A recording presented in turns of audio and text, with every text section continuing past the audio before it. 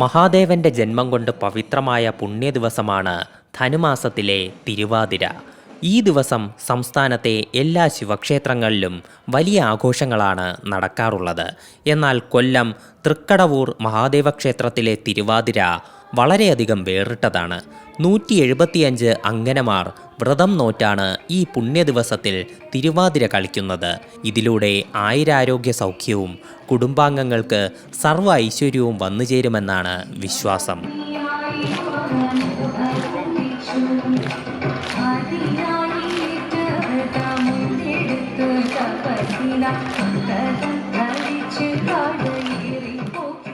ദേവി കലാക്ഷേത്രത്തിലെ കലാകാരികളാണ് തിരുവാതിര കളിച്ചത്.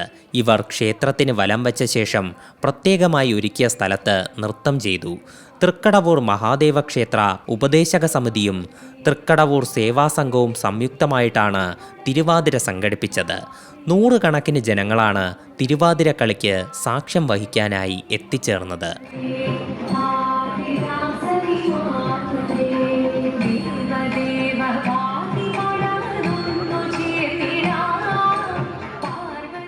ധനുമാസത്തിലെ തിരുവാതിര ദിനത്തിൽ സംസ്ഥാനത്തെ എല്ലാ ശിവക്ഷേത്രങ്ങളിലും വിശേഷാൽ പൂജയും തിരുവാതിരക്കളിയും അരങ്ങേറി.